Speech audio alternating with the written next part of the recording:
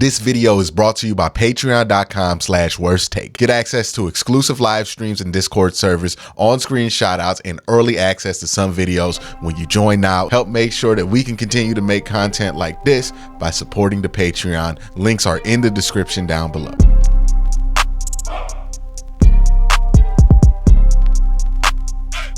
Browns lost. There's a rush of people with their agendas in hand, ready to go, ready to tell you that their agenda is why the Browns lost this game, or that their agenda is why this person needs to get fired, or their thing that they've been pushing for all year, that's the thing that cost the Browns this specific game. I try not to fall into that garbage.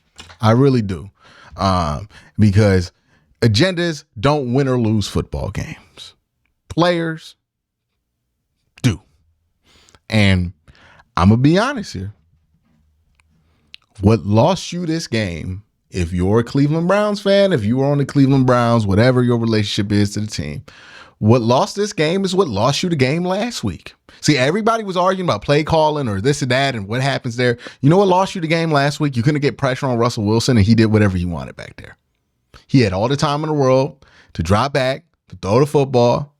And he was able to execute on top of that, find open guys, because when you run man, when you run zone, whatever you're running, if you give the quarterback a ton of time, somebody going to get open. And if they're a veteran quarterback, they'll find them. Browns didn't get pressure versus Russ. Browns let Russ have an average time to throw of 4.5 seconds. No pressure, no worries, weren't even a threat, thought nothing. This week, it was worse. You got a sack last week.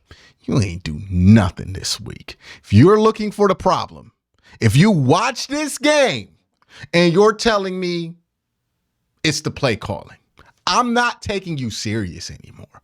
Like, that is just you wanting to be mad at somebody. The only thing, well, not the only thing, there were other things that went wrong. Let's be real about that. But the thing that jumps out to me is we didn't even pressure Matt Stafford. We barely pressured him. When we did, he threw the incomplete passes. We couldn't get no pressure. Miles couldn't get no pressure. Obo couldn't get no pressure. Za'Darius didn't get no pressure. And Maurice Hurst didn't get no pressure. Y'all remember Shelby Harris is on this team? He didn't get no pressure either. Jordan Elliott? Nah. Alex Wright, liability out there, dog. Liability. He was a bird, a cone. That's what they did to him. They made him a cone. Nothing on that defensive line. Now, you can look at Myles Garrett and be like, oh, well, he's hurt, Quincy, and, he was getting triple teamed. And okay, cool. If that's what we letting ride for Myles, okay, whatever. I think Myles should have had a better game than he did. I think Myles would tell you himself he should have had a better game than he did. But if that's what we had, okay, Myles Garrett, one of the greatest players ever played in a Cleveland Browns uniform, he gets that. What is everybody else's excuse on that defensive line? I'll wait for one. I'll wait for a good excuse. Like, Myles is the only one with a decent one, and I don't even think that one's good enough. But I want to hear the excuse for everybody else. What is the reasoning for Za'Darius Smith being this bad? 2.5 sacks this season. I know he gets a good pressure rate, but damn, he don't ever tackle nobody. 30% missed tackle rate. Pretty sure that went up after today. Never a factor. When have you been like, damn, Za'Darius Smith is dominating the football game this year? When have you said that? When have you felt that? I ain't felt that shit since the preseason, man. Anybody else step up? Did Dalvin Tomlinson play? I don't know. I can't tell you definitively. Have no clue. Didn't see him out there. Didn't feel like it. Pretty sure he did. Wasn't a factor. Maurice Hurst was out there. Didn't do nothing. Nothing. Shelby Harris, go down the line. I know people are blaming this on Denzel Ward being hurt. Bullshit, man. I'm calling bullshit on that. This defense had the performance they did because of the defensive line not getting pressure. Denzel Ward could have been out there, and instead of giving up 36 points, only 7 of those were off a turnover. Instead of giving up 36 points, maybe you give up 28. You still don't win this game just because Denzel Ward out there, because the same stuff that bit you in the ass last week is what bit you in the ass this week. And it correlates with Denzel, but that ain't the cause. Denzel could have been on the field last week. You would have had the same exact problems. He could have been on the field this week. And that's not to shade Denzel's ability as a player. That's to highlight what the problem actually is. The defensive line can't get no pressure. It's not because they're getting rid of the ball quickly. It's not because you're playing the best offensive lines in football. You aren't winning one-on-one opportunities. They're throwing the wall at Myles Garrett and saying, I don't give a damn about none of y'all. That's what's happening. 3 guys go to Myles. 4 guys go to Myles. We don't give a damn about anybody else. And you know what? It's working. We back to 2021. Well, not 2021. They were good in 2021. My apologies, 2020. We're back to 2022. We're not getting 2021 Jadeveon Clowney production out of anybody right now. We're back to 2022. It's Myles Garrett and the Pips. That's what it is. Can't nobody do nothing. We got Myles Garrett and a bunch of prizes out there for my 90s rap fans. That's what we got. We got nothing. Got nothing. That's what the defensive line's been the last 2 weeks, man. You want to point an arrow at when this defense is good, when it's not. You can say it's road home because it happens more on the road than it does at home. But you can also point an arrow to that pressure. If this defensive line gets pressure, this defense is all world. If this defensive line doesn't get pressure, they stink. It's been the through line. That's what it is. It's where they're at. They get pressure, they're good. They don't, they don't. That's it. It's really that simple. Now, look, I'm going to talk about the quarterback position, but I need y'all to not lose your mind about this. Okay? I really do. I am so tired of the unhinged behavior by some people in this fan base over the quarterback position. Wherever I say right here, I'm going to make this clear. DTR being in this game, you ain't winning it. Joe Flacco being in this game, you didn't win it. If PJ Walker played this game, you ain't winning it. And if Deshaun Watson played in this game, you're not winning it. Hell, if Deshaun Watson and Nick Chubb were in this game, you're not winning it. You know why you're not winning it? The defensive line didn't get any pressure. The defense couldn't build on anything. So that's the first thing. That's the main thing. If you're asking me where I'm putting most of the blame on this game, defensive line, not getting pressure 2 weeks in a row, that's where I have it. So don't get it twisted. And I'm going to wait to talk about the quarterbacks, actually. Because that's what it is. And I know people are like, well, maybe they need to get more creative with the schemes and all this. No, it's football in December. And the reason I say it's football in December is they know what you're going to do. Every team has played every play that they have in their playbook for the most part. They know the looks that you're going to go to. They know what you're going to do on third down. Teams know. That's why film's there. They know. They know what you're going to do. I promise you, you're not surprising teams in December anymore. You might surprise them in February, not February. You might surprise them in September. You're not surprising that many teams in December. You're just not. So it's not about the creativity of the blitzes. We're now winning one-on-ones.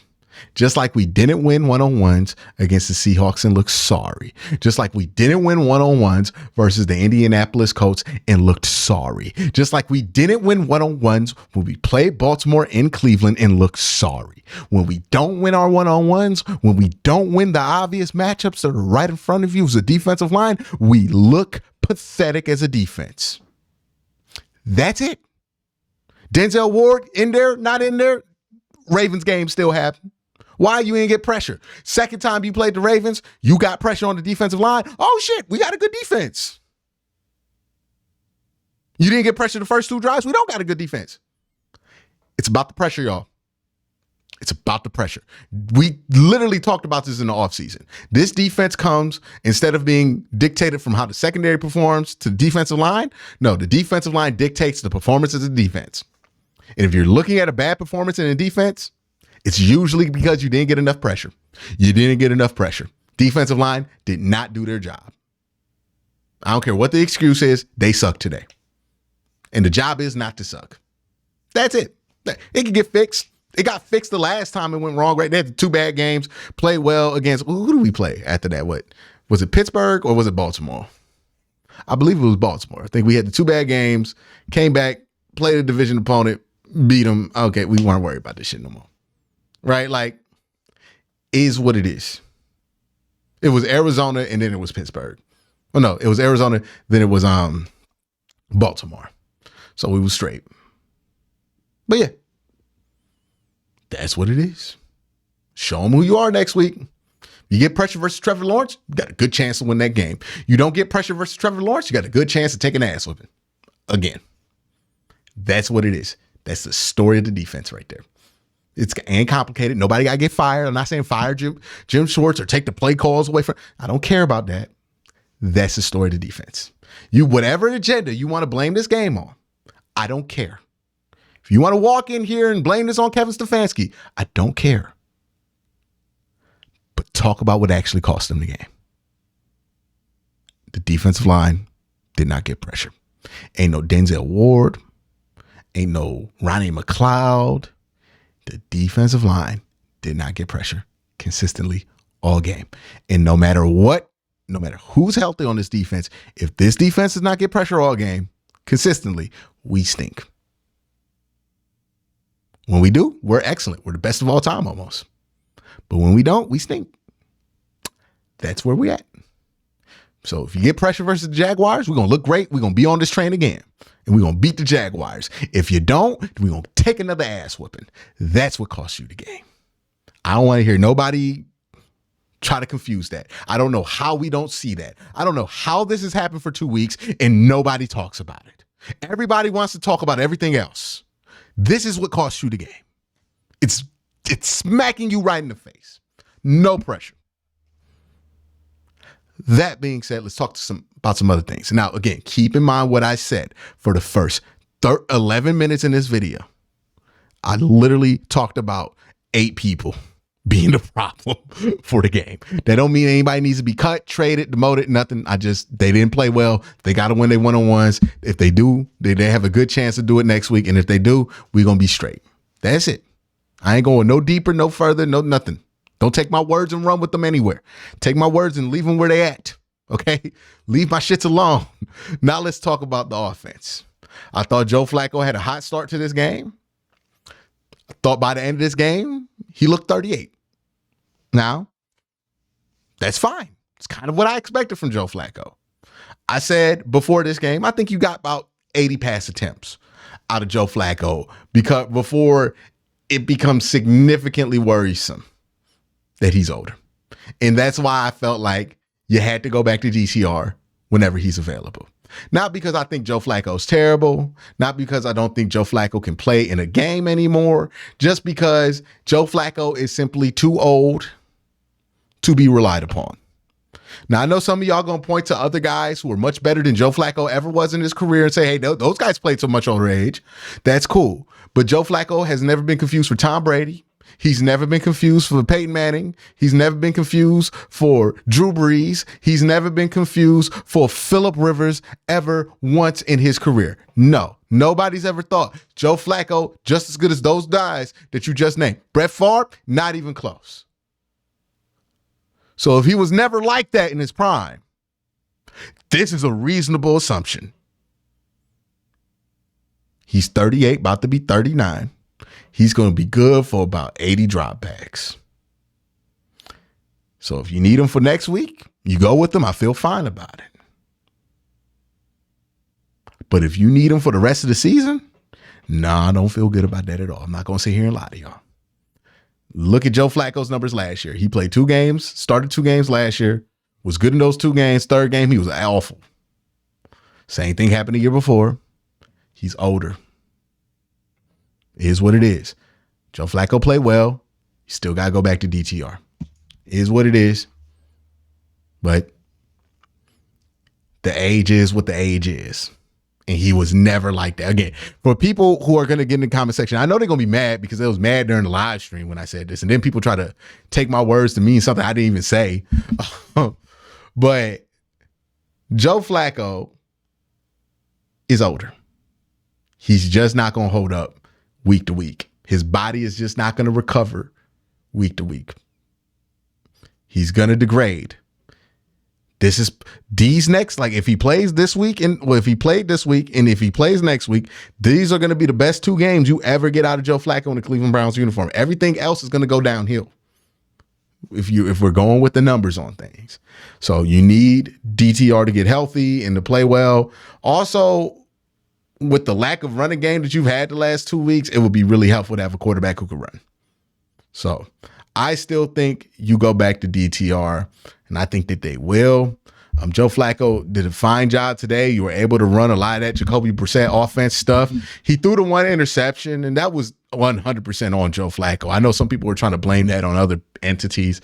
No, he held on to that ball too long. He knew that he was covered, and he just kind of heaved it because he was desperate, and that's exactly what you don't want a veteran quarterback to do. And since he heaved it late, desperate, out of rhythm, he didn't get a good base off on that throw, and it just floated in the middle of the field for an interception. They got returned to the 30-yard line. Absolute worst decision he could have made.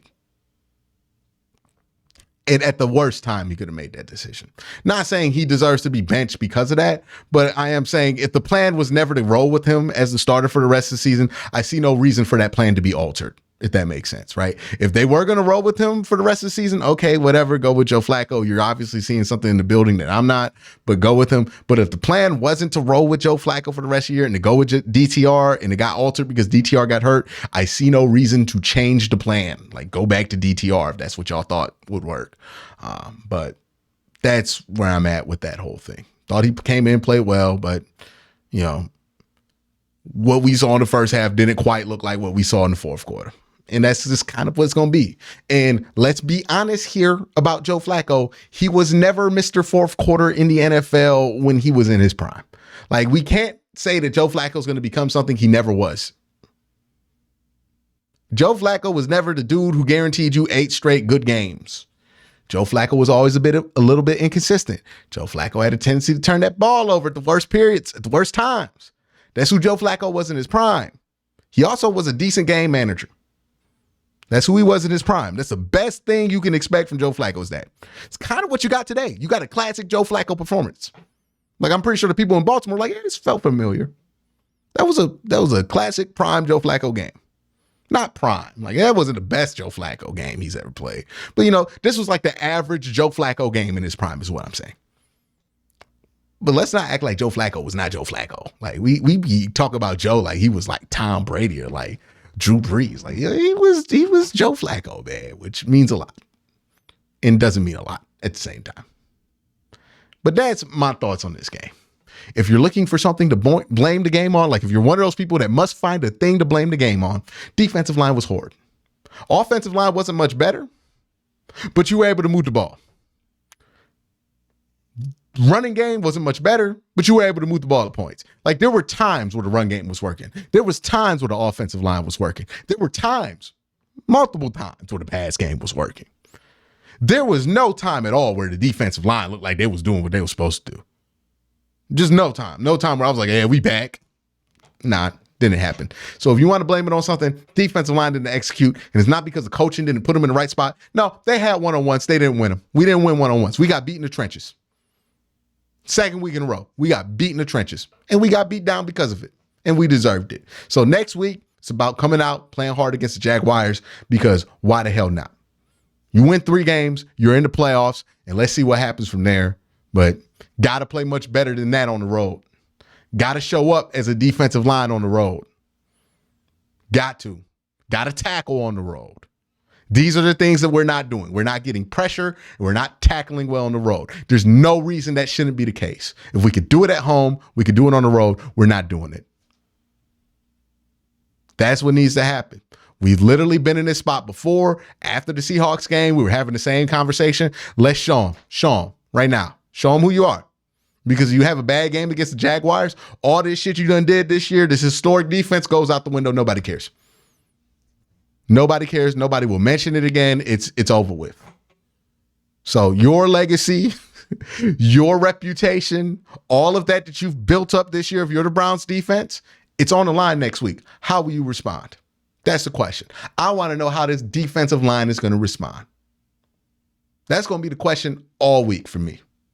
I'm not about to get wrapped up in any other question other than that, because I'm tired of these last 2 weeks of being disappointed in this defensive line. So how will you respond next week? That's the question. It's all up on you. You want the Browns to make the playoffs? Defensive line got to play better. They can have whoever diddly who screwed at quarterback. They done had PJ Walker out there. When they got PJ Walker out there, they get pressures. They win them games, don't they? When they get pressure and they got Dorian Thompson-Robinson, they win games. When they get pressure and Deshaun out there, they win games. When they get pressure and Joe Flacco's out there, I'm pretty sure they'll win the game. The quarterback stuck question, not as relevant as this defensive line getting pressure. When the defensive line doesn't get pressure, we lose all them games. Didn't get pressure against Pittsburgh. Didn't get pressure against Baltimore the first time you played them. Didn't get pressure against Seattle on a ton of one-on-ones, by the way, against Seattle. Didn't win them games. Didn't get pressure against Denver. Didn't get pressure against LA. Oh, what do you know? It's 5 games, 5 losses. Got to get pressure. Got to get pressure. You don't get pressure, you're not going to win. You do get pressure, I don't care who at quarterback. I don't care who run the ball. You probably can win that game. That's how good you can be if you get pressure. It's about the pressures. That's it. It's about the pressures. We could debate about everything else. It's pointless. It's about the pressures. If you don't go through this game and be like, damn, 9-5 and 90, if you ain't talking about all these 90 numbers that are doing well in that game, it ain't going to matter, dog. It's about the pressures. Show them who you are next week. Because I don't want to hear nothing about elite defense. I don't want to hear nothing about historic defense. If you don't live up to it next week, nobody cares. It's out the window. It's all on the line. That's what I'm saying. That's what I'm on. That's what we're on this week. This game's over. We're on to Jacksonville. And if this team is who I think they are, they're going to beat Jacksonville. But we'll see. We'll see. Long week ahead. A lot of content coming. Y'all know what it is. Hit that like button. Hit that subscribe button. Hit that notification bell. Peace.